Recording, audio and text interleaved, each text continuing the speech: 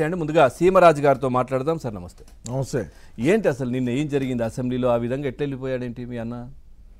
నన్ను అసెంబ్లీలో అలా వెళ్ళిపోయాడేంటి ప్రమాణ స్వీకారం చేసి? అసలు వైసీపీ మీ పార్టీకి సంబంధించిన గెలిచిన వాళ్ళు లేకుండానే, వాళ్ళు ప్రమాణ స్వీకారం చేయకుండానే చేసేసి వెళ్ళిపోయాడు.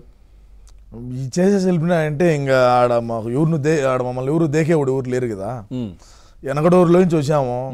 ఆ డోర్లోంచి వచ్చే కూడా జగన్ మావయ్య అని ఏడుపులో అన్నకు. ఎందుకంటే మేము 175కు 178 గెలిచాలనేటువంటి సంకల్పంతో ఉండేటువంటి మనసులో మేము అయిపోతుంది. 8 2 తమిళనాడు 1 అస్సాం గెలుస్తాము ఖచ్చితంగానైతే సిద్ధంగా ఉన్నాం మేము. అన్న కూడా అదే విధంగా అదే మాదిరి పాలన అయితే చేయడం జరిగింది. చేసినప్పటికీ సరే మాకు ప్రతిపక్షం అంటే 17-18 సీట్లు ఉండాలి కూర్చోవాలంటే. సరే మమ్మల్ని రమ్మన్నారు. సరే రమ్మలేదంటే ఒక సాధారణమైనటువంటి శాసనసభ్యుడు ఇప్పుడు అన్న ప్రతిపక్ష హోదాగా లేదు.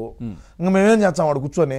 ఇప్పుడు తెలుగుదేశం వాళ్ళు జనసేన బీజేపీ కూటమి ఏదైతే ఉన్నదో ఈ శాసనసభ్యులందరూ కూడా మీరు 2019 నుంచి 2024 దాకా మీరు ఏం అభివృద్ధి చేసినా రాష్ట్రంలో అని అడుగుతారో మేమేం చేసామని చెప్పాలా? మేము వాడు చేసింది ఏమి లేదు కదా. ఏమీ లేనప్పుడు మనకేదో ప్రమాణ స్వీకారం చేసి వచ్చిన దాన్ని పోతే మర్యాద ఉంటుందని పోయినాడియా. మీరు దాన్ని కూడా పోతద్దాల్లో చూపించేట అంటే భూతద్దం అంటే దానికి ఏదో ఒకటి మాట్లాడాలి కదా. ఎందుకంటే ప్రతిపక్ష పార్టీ అంతకు ముందు ఉన్నప్పుడు వాళ్ళు వచ్చారు కదా, మీరు అధికారంలో ఉన్నప్పుడు. మరి మీరు కూడా వచ్చి మాట్లాడి ఏదో ఒకటి చేసి ఆ కార్యక్రమానికి ఏదో కొంచెం ఉండిపోతే బాగుండేది కదా. ఈ రోజు కూడా రాలేదు. స్పీకర్ ఎన్నిక జరుగుతోంది అక్కడ, దానికి సంబంధించి ఆయన ప్రతిపక్ష పార్టీ నేతకు ఘోర పరాభవం అంటూ ఏంటి మీ పేపర్లు అట్లేసుకున్నారు? మా పేపర్లో వేశారు, మా మీడియాలో వేశారు. మా ప్రతిపక్ష నేతనా జగన్మోహన్ రెడ్డి? కాదు కదా, నేను చెప్పేది అదే. ఇప్పుడు నేను చెప్తాను అదే సార్.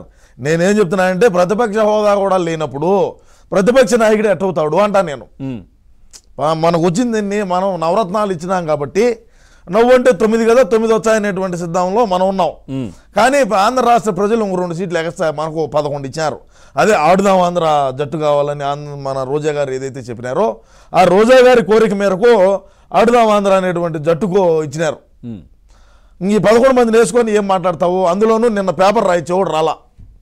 మా ఆయన ఏమన్నా మాట్లాడాలన్నా పేపర్ ఇవ్వాలి కదా. పేపర్ ఇవ్వంటే చదవలేడు పాపము. ఆ పేపర్ కూడా 4-5 సార్లు బట్టి కొట్టాలా, కింద చూడాలా, పైన చూడాలా.